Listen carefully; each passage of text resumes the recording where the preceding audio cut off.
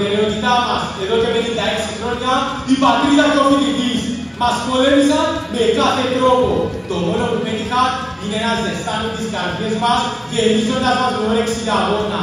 Αγώνα για μια πατρίδα ελεύθερη, για μια ΕΦΕ που θα ανήκει μονάχα στους φοιτητές. Αγωνιστούμε για τη μοναδική λύση που υπάρχει. Το τρίπτυχο, απελευθέρωση, αυτοδιάθεση, ένωση και να φανούμε έτσι αντάξει των προγόνων μας. Ζήτω το έθνος! Ζήτω Ελληνική Κύπρος! Καλή ελευθεριά! Και ευχαριστώ θερμά όσους θεωρείς αγωνίζονται ethos, συνέπεια και αφοσίωση για τον κοινό καλό της πατρίδας μας. Όμως προφανώς και δεν θα απευθύνουν τον ίδιο χαιρετισμό σε εκείνους που επιτελούν να λύσουν ως κομματικά τηλέφωνα. Ντροπή! Ντροπή! Θα κάψει η ιστορία σ' αυτούς που θα υπογράψουνε την Ομοσπονδία! Κάτω τα χέρια! Ομοσπονδιακή! Η Κύπρος είναι ελληνική! Κομματοσκύλα, για εσάς η ΕΦΕ είναι ευκαιρίες για συμφέροντα, για εμάς είναι χρέος.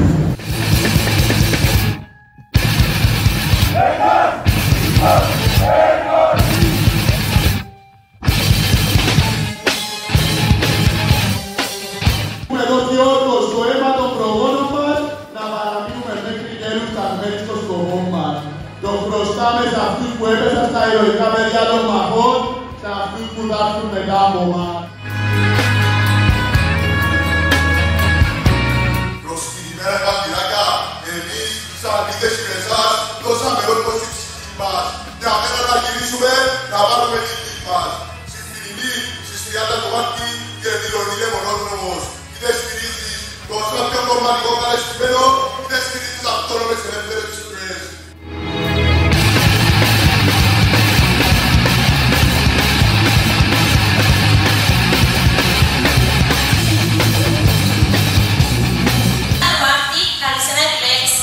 Θα ακολουθήσεις την πλάτη των κομματικούς υπαλλήλους ή θα ακολουθήσεις την μοναδική φοιτητική παράταξη που στηρίζει ολοκληρή στον κάθε φοιτητή και δεν αναμένει την εμπορική περίοδο για να το κάνει.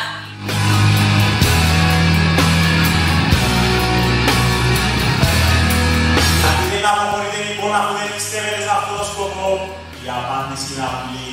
Για τον ίδιο λόγο που ο λίγος γεφταίνει από τη στάνη. Δεν την αγαπά, αλλά ξέρει πως εκεί θα πάει. Καλούμε λοιπόν όλους τους ελεύθερα σκεπτόμενους φοιτητές να συμπορευτούν μαζί μας. Στις 30 Μαρτίου δίνουμε την απάντηση που τους αρμόζει. Στήριξη αυτονομίας.